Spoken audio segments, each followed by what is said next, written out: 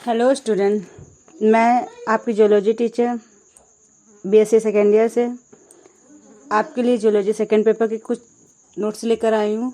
इसमें unit first के कुछ क्वेश्चंस हैं। एसआरआईबी ग्रुप ऑफ कॉलेज पूर्वा में कानपुर ने आपके भविष्य को देखते हुए आपके एग्ज़ाम्स टाइम पे हो ना हो, लेकिन आपकी क्लासें टाइम पे चलाने के लिए ऑनलाइन क्लास चलाई है। इसमें आपको कुछ क्वेश्चंस दिए जाएंगे आज के पेपर में, क्योंकि ये पेपर जो है ऑप्शनल रहता है। ऑब्जेक्टिव क्वेश्चंस आता है, मतलब 4 ऑप्शन आएंगे, उनमें से आपको एक में टिक करना होगा। तो ऑब्जेक्टिव क्वेश्चंस रहेंगे, उनके आंसर्स देने होंगे। तो इसका मतलब ये जो पेपर है ये आपका ऑप्शनल रहेगा। इसमें आपको सारे क्वेश्चंस जो होते हैं वन लाइनर, मतलब एक आंसर होता है, वो टिक करना होता है। तो उसी हिसाब से मैंने आज जो यूनिट आपकी कवर की है वो इसी हिसाब से की है कि आपकी जो यूनिट में कुछ इम्पॉर्टेंट क्वेश्चन थे उन्हीं को रखा है।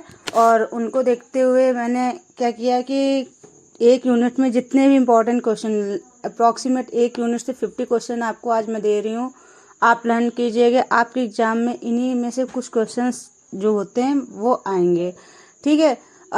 Unit second next time 4 unit हैं आपके इस पेपर में। Unit third then fifth fourth unit आपके लिए वीडियो भेजूंगी। तो आप जितने भी क्वेश्चन हैं उनको किसी नोटबुक लेकर तैयार हो जाइए, उनमें लिखते रहिए और उनको लर्न कर लीजिए, अच्छे से लर्न कीजिए। घर बैठ के फालतू समय न व्यर्थ करिए, पढ़ाई में ध्यान दीजिए और कोशिश करिए कि ज़्यादा से ज़्यादा क्वेश्चंस के आंसर जो हैं आप लर्न कर पाएँ, जिससे कि आपको एग्ज़ाम टाइम कोई भी प्रॉब्लम ना हो। आज के स्टूडेंट चलिए स्टार्ट करते हैं आज का टॉपिक और आज की क्लास। तो आज सबसे पहले इस पेपर का नाम देखते हैं। पेपर का नाम है animal distribution, evolution and development biology. मतलब कि आपकी जो एनिमल्स हैं वो पूरा तात्विक काल से अब तक किस तरीके से आ रहे हैं और कहाँ पे क्या पाया जाता है, किस तरीके से पाए जाते हैं, इसका डिस्ट्रीब्यूशन पढ़ा जाएगा। इवोल्यूशन मतलब उनकी उत्पत्ति कहाँ से हुई, कैसे हुई, क्या जितना भी वैज्ञानिक जानते हैं उसको इस पेपर में उन्होंने बताया। एंड डेवलपमेंट, उनका विकास कैसे क्या हुआ, पहले किस तरीके के एनिमल पाए जाते थे, आज की जनरेशन में किस तरीके पाए जाते हैं, उनमें क्या क्या डिफ्रेंशिएशन रहते हैं, इसके बारे में आपको नॉलेज इस पेपर में मिलेगी। देखिए स्टूडेंट, पहला क्वेश्चन है इसमें, क्योंकि वन लाइनर आंसर ही रहेंगे इसलिए मैं ज़्यादा इसको एक्सप्लेन नहीं करूँगी।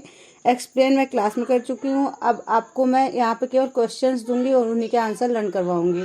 हाँ, अगर आपको किसी भी क्वेश्चन या किसी भी टॉपिक में कोई भी डाउट होता है तो वो आप कमेंट बॉक्स में कमेंट कर सकते हैं और मेरे से पूछ सकते हैं कि मैम ये नहीं आ रहा है या फिर प्रॉब्लम है, तो मैं सोल्यूशन जैसे भी होगा एज सुन एज पॉसिबल मैं कोशिश करूँगी आपके सारे सोल्यूशन दे पाऊँ। तो पहला जो क्वेश्चन है ये पहला बनता है, इसमें भारतीय वन्य प्राणियों में कौन सा वनमानुष सम्मिलित है। इसमें देखिए 4 आंसर हैं। पहला गिब्बन, दूसरा है औरंगुटान, तीसरा है गौरिल्ला, फोर्थ एंड लास्ट है इनमें से कोई नहीं। तो जो भारतीय वन्य प्राणियों में है वनमानुष सम्मिलित है वो आपका है गिब्बन। गिब्बन नामक जो आपका वनमानुष था वो आपके भारतीय वन्य प्राणियों का मतलब हुआ कि भारत के जो वन्य जीव हैं। तो गिब्बन नामक जो वन्य प्राणी है वो भारतीय मतलब कि आपका इंडियन जो एनिमल है वो क्या पाया जाता है, गिब्बन। बाकी औरंगुटान जो और गौरिल्ला वगैरह है वो भारतीय वन्य प्राणियों में नहीं गिने जाते हैं। नेक्स्ट आपका क्वेश्चन है आरक्षित जीव मंडल की अवधारणाएं विकसित की थी। आरक्षित जीव मंडल की अवधारणाएं आपके इसमें भी 4 ऑप्शन, आपके सारे क्वेश्चन में ऑप्शन जो होंगे वो 4 ही होंगे, मतलब विकल्प आपको 4 ही दिए होंगे, उनमें से एक का टिक करना है। और आपको मैंने लास्ट टाइम वीडियो के थ्रू और क्लास में भी बताया था कि आपको OMR शीट मिलेगी, वो कैसे क्या फिल करनी है। अभी नहीं बता रही हूँ, अगर किसी बच्चे को कोई कन्फ्यूजन हो, OMR शीट वगैरह ना भर पाता तो कमेंट बॉक्स में कमेंट करिएगा, मैं नेक्स्ट वीडियो में उसको बताने की कोशिश करूँगी। तो आरक्षित जीव मंडल की अवधारणा विकसित की थी ये आपकी MAB एक फॉर्म है, उसने आपकी आरक्षित जीव मंडल की अवधारणा विकसित की थी। फिर नेक्स्ट क्वेश्चन थर्ड नंबर है भारतीय शासन में वन्य जीवन संरक्षण अधिनियम कब पारित किया। भारतीय शासन ने वन्य जीवन संरक्षण जो आपका वाइल्ड लाइफ सेफ्टी अधिनियम है वो कब पारित किया गया था। ये आपका अधिनियम पारित किया था 1972 ईस्वी में 1972 ईस्वी में भारतीय शासन ने वन्य जीवन संरक्षण अधिनियम पारित किया था। फिर नेक्स्ट क्वेश्चन है, इनमें से कौन सा जीव पैलियार्टिक परिक्षेत्र में पाया जाता है? 4 ऑप्शन इसमें भी दिए हैं, एकिडना, ग्रेट पांडा, शेर, ब्लैक बक। तो आपका ग्रेट पांडा नामक जो जीव है वो आपका पैलियार्टिक परिक्षेत्र में पाया जाता है। नेक्स्ट क्वेश्चन आपका बनता है, सबसे बड़ा जंतु भौगोलिक परिक्षेत्र है। सबसे बड़ा जंतु भौगोलिक परिक्षेत्र, जंतु भौगोलिक परिक्षेत्र का मतलब होता है एरिया। सबसे बड़ा कौन सा है? तो इसमें भी 4 ऑप्शन आपके दिए होते हैं। सारे क्वेश्चन में ऑप्शन 4 ही दिए। मैंने 5 क्वेश्चन अभी आपके इसलिए रखे थे 4 ऑप्शन कि आप समझ सके कि इसमें ऐसे करके क्वेश्चन आते हैं। बाकी जो नेक्स्ट इसके बाद अभी क्वेश्चंस मैं बताऊंगी उनमें 1 लाइनर आंसर ही होंगे। मैं डायरेक्ट आंसर बताऊं जिससे कि ज़्यादा से ज़्यादा क्वेश्चन मैं कवर कर सकूं वीडियो में। सबसे बड़ा जंतु भौगोलिक परिक्षेत्र क्या है? ये आपका पैलियार्टिक परिक्षेत्र है। पैलियार्टिक परिक्षेत्र जो है वो सबसे बड़ा जंतु भौगोलिक परिक्षेत्र आपका माना जाता है। ठीक है स्टूडेंट।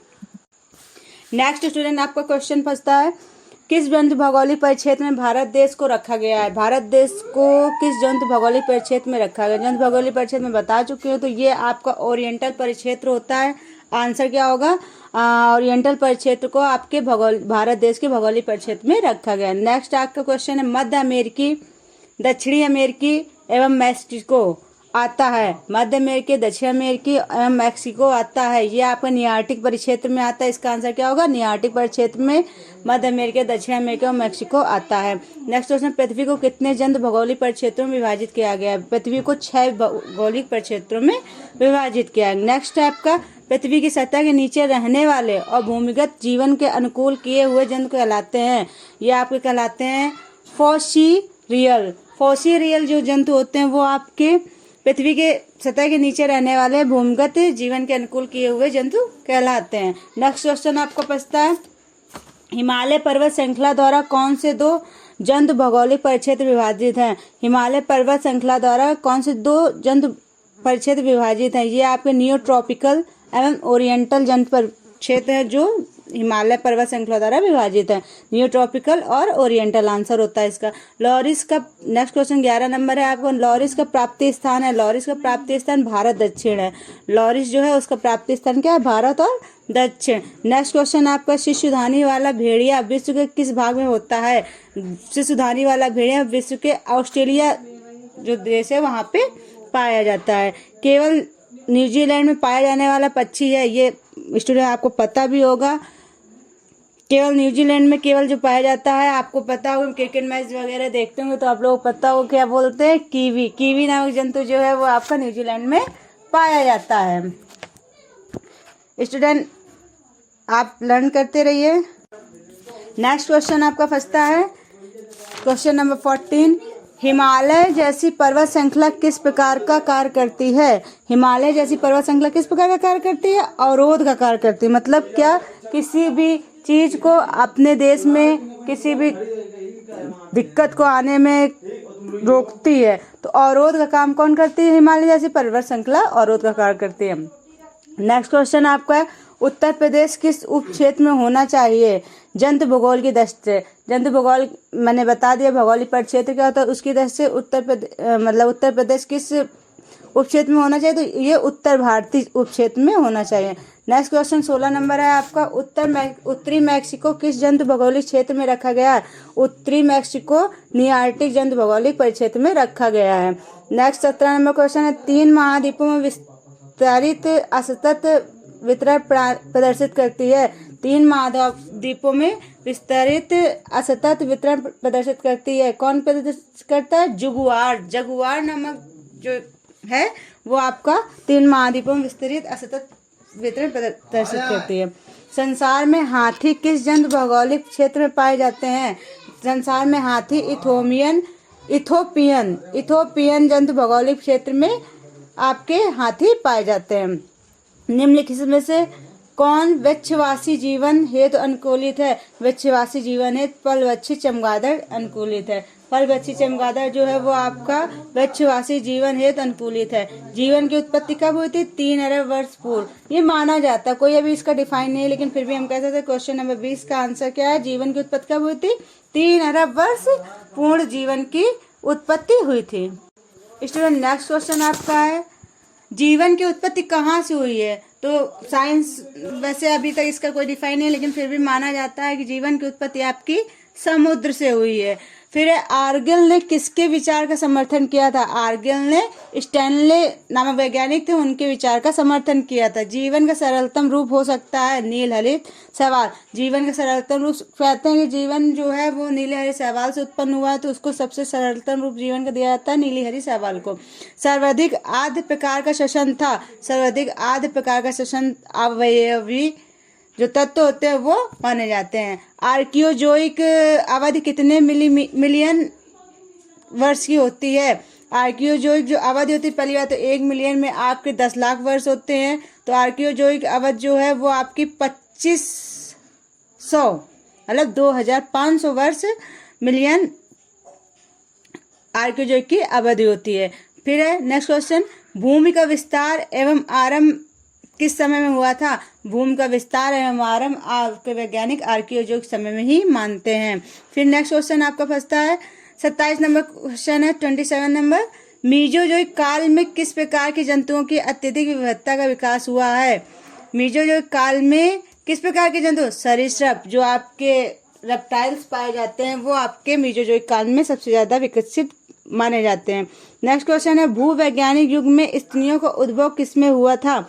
भूवैज्ञानिक युग में स्त्रियों का उद्भव जो था वो आपका ट्रिंगेसिक में हुआ था। ठीक है। नेक्स्ट क्वेश्चन आपका, महाविस्फोट बिग बैंग सिद्धांत का प्रकाशन किस वर्ष में हुआ था? महाविस्फोटिक बिग बैंग सिद्धांत का प्रकाशन आपको 1950 ईस्वी में हुआ था। नेक्स्ट क्वेश्चन है का, भूमि का मौलिक वातावरण किसका बना हुआ था? भूमि का मौलिक वातावरण हाइड्रोजन का बना हुआ था। नेक्स्ट क्वेश्चन आपका फंसता है, ओपेरन किस सिद्धांत के हेतु जाने जाते हैं? ओपेरन जो होते हैं वो आपके जीवन की रासायनिक उत्पत्ति सिद्धांत के नाम से जाने जाते हैं। फिर नेक्स्ट क्वेश्चन आपका, निम्नलिखित में से कौन जीवन की उत्पत्ति का पूर्णतः धार्मिक सिद्धांत है? निम्नलिखित में से कौन, निम्नलिखित मतलब 4 ऑप्शन, आपको 4 ऑप्शन नहीं दिए गए हैं इसमें, केवल आंसर मैंने बता रखा है। विशिष्ट जो आपकी सृष्टि थी वो जीवन की उत्पत्ति की पूर्णतः धार्मिक सिद्धांत है। नेक्स्ट क्वेश्चन आपको फंसता है स्टूडेंट, जीवन की उत्पत्ति निर्जीव कार्बनिक पदार्थों से होती है, यह विचार किसका था? यह विचार आपका आजीवन जनन एवं स्वतः जनन से मिलता है कि जीवन की उत्पत्ति निर्जीव कार्बनिक पदार्थों से भी हुई है। किस स्थिति में अच्छा जीवाश्म बन सकता है? किस स्थिति में अच्छा जीवाश्म बन सकता है? जब ऑक्सीजन हीन स्थिति पाई जाती है उस समय जीवाश्म जो होता है, जीवाश्म जो सड़े गले पदार्थ होते हैं उनसे बनता है, मतलब कि ऑक्सीजन जहाँ पे नहीं पाई जाएगी वहाँ पे आपका जीवाश्म बनेगा। फिर बड़े जीवाश्म के नमूने हैं, बड़े जीवाश्म के नमूने बाहत जीवाश्म, अधिक समान, और जो भी आपके होते हैं जीवाश्म वो आपके बड़े जीवाश्म के नमूने पाए जाते हैं। फिर है प्राइमेट की उत्पत्ति का समय है, प्राइमेट की उत्पत्ति का समय है आपका प्लियोओसिन नामक जो टाइम था आपका, वो आपका प्राइमेट की उत्पत्ति का समय माना जाता है। स्टेनले मिलर के प्रयोग, नेक्स्ट क्वेश्चन आपका है, स्टेनले मिलर के प्रयोग में निम्नलिखित में से क्या उत्पादित हुआ? इस सबसे पहले जो था स्टेनले मिलर के प्रयोग से आपको सरल अमीनो अम्ल मिला था, मतलब सरल अमीनो एसिड मिला था आपके स्टेनले जो मिलर थे उनके प्रयोग से। फिर नेक्स्ट क्वेश्चन है, कार्य प्रक्रम के 10 से कौन सा अंग सभी कशेरुकों में सर्वाधिक समानता दिखाता है? कार्य प्रक्रम के 10 से कौन सा अंग सभी कशेरुकों में सर्वाधिक समानता दिखाता है? ये आपका है फुस्फुस नामक जो अंग है, मतलब आपका फेफड़े जो होते हैं वो आपका सर्वाधिक कशेरुकों में समानता दिखाता है। आपका फंसता है स्टूडेंट, किस महाकल्प को स्तनी कल्प भी कहकर पुकारा जाता है? तो आपका सीनोजोइक जो महाकल्प है उसको स्तनी कल्प भी कहकर पुकारा जाता है। क्वेश्चन नंबर 40 है, श्वान के गले के आकार के फ्लास्क का प्रयोग किस वैज्ञानिक द्वारा किया गया था? लुई पाश्चर नामक वैज्ञानिक थे जिन्होंने श्वान के गले में फ्लास्क का प्रयोग किया था। फिर है, डिवोनियन कल्प को कहा जाता है, डिवोनियन कल्प को आपका मछलियों का युग कहा जाता है। क्वेश्चन नंबर 41, डिवोनियन कल्प को कहा जाता है, डिवोनियन कल्प को मछलियों का युग कहा जाता है। क्वेश्चन नंबर 42, प्रारंभिक समुद्र में बड़े न्यूक्लियो प्रोटीन की बूंदों को किसने कोएसरवेट्स कहा? प्रारंभिक समुद्र में बड़े न्यूक्लियो प्रोटीन की बूंदों को किसने कोएसरवेट कहा? ये आपके ओपेरी नामक वैज्ञानिक थे, उन्होंने कहा था।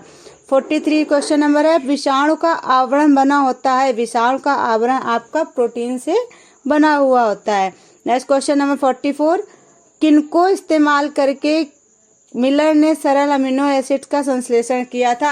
आप लोगों ने ये पढ़ा होगा, 7 चीजों को मिलाया था। तो इसमें आपका है मीथेन, हाइड्रोजन, अमोनिया, पानी जो थे आप मिलर ने मिलाया था, इनका संश्लेषण करके अमीनो एसिड बनाया था। फिर जीवन की उत्पत्ति हुई थी, ये आपको पहले भी बता चुकी हूँ। फिर क्वेश्चन फंसता है, 3 बिलियन साल पहले आपकी जीवन की उत्पत्ति हुई थी। 46 नंबर क्वेश्चन है, पुस्तक का नाम लिखा है फिलॉसफी ऑफ जियोलॉजिक जो बुक है वो आपकी 1809 में छपी थी। इसके लेखक का नाम क्या था? लैमार्क नामक वैज्ञानिक ने क्या किया था? जिराफ वगैरह की उत्पत्ति बताई थी। तो उस बुक का नाम क्या था? Philosophy of geologic. इसको मैंने बहुत अच्छे से क्लास में पढ़ाया, देखिएगा स्टूडेंट। लैमार्क नामक वैज्ञानिक ने क्या किया था? फिलॉसफी ऑफ जियोलॉजिक बुक को लिखा था। उसकी उत्पत्ति 1809 ईस्वी में छपी थी ये बुक। इसके लेखक लैमार्क हुए। ठीक है। नेक्स्ट क्वेश्चन 47 नंबर, यह विधि जिसके द्वारा एक बहुकोशिकीय जंतु विकसित होता है उसे कहते हैं बहुकोशिकीय जंतु विकसित मतलब डेवलपमेंट की फॉर्म किसी में भी होगी वो आपको डेवलपमेंट कर रहा है ये आंसर। तो इसका आंसर भी हो जाएगा विकास। नेक्स्ट क्वेश्चन आपका स्टूडेंट फंसता है क्वेश्चन नंबर 48। आज की वो जो क्लास है उसमें मैंने 50 क्वेश्चन रखे हैं ताकि आप लर्न कर सके। स्टूडेंट मैं आशा करती हूँ कि आप लोग नेक्स्ट क्लास के पहले सारे क्वेश्चंस लर्न कर लेंगे। मैंने क्या बोला कि आपको 4 यूनिट में मैंने 200 क्वेश्चन देने के आपसे वादा किया कि मैं 4 यूनिट हैं एक एक करके सारी यूनिट दूंगी और पर यूनिट में 50 क्वेश्चन आपको पहुंचाऊंगी। नेक्स्ट क्वेश्चन है, किसने पुनरावृत्ति का सिद्धांत दिया था? पुनरावृत्ति का मतलब होता है रिपीटिंग ऑर्डर का। तो जो आपका रिपीटिंग ऑर्डर का सिद्धांत था वो अर्नस्ट हैकेल नामक वैज्ञानिक थे। अर्नस्ट हैकेल नामक जो वैज्ञानिक थे उन्होंने पुनरावृत्ति का सिद्धांत दिया था। नेक्स्ट क्वेश्चन आपका, यदि 2 समष्टियां अंतर्जनन कर सकती हैं तो उनके क्या होने की संभावना है? यदि 2 समष्टियां अंतर्जनन जो करती हैं उनके एक जैसी जीन वाली एक ही प्रजाति की उत्पत्ति होने की संभावना होती है। जब 2 अपनी सामान्य जनजाति अंतर्जनन करती हैं तो उनसे एक ही जीन्स वाली एक ही प्रजाति की संतानें उत्पन्न होती हैं। नेक्स्ट आपको क्वेश्चन लास्ट है 50 नंबर क्वेश्चन, जीवाश्म विज्ञान की तुलना में आणविक प्रमाण जैव विकास के लिए है। Student next question last question 50 number question, जीवाश्म विज्ञान की तुलना में आणविक प्रमाण जैव विकास के लिए है। क्या है? समोपयोगिक मतलब कि समानता में उपयोगिक जो है वो आपके जीवाश्म विज्ञान की तुलना में आणविक प्रमाण जैव विकास के लिए है। नेक्स्ट क्वेश्चन आपका स्टूडेंट जो है वो आपके नेक्स्ट यूनिट में नेक्स्ट वीडियो में मिलेंगे। आशा करती हूँ कि ये जितने भी 50 क्वेश्चन है आप लोगों ने पेन और कॉपी लेके नोट कर लिया होगा, अच्छे से लर्न करेंगे। और जो भी आपकी प्रॉब्लम होगी वो कमेंट बॉक्स में कमेंट करके या तो कॉलेज के व्हाट्सएप ग्रुप में आप लोग भेजिएगा जिससे मैं आपकी सारी प्रॉब्लम सॉल्व कर सकूं। घर पे रहिए, सुरक्षित रहिए। नेक्स्ट वीडियो का वेट करिए और सारी जो जितने भी क्वेश्चन हैं उनको लर्न कीजिए। ठीक है स्टूडेंट, बाय बाय स्टूडेंट।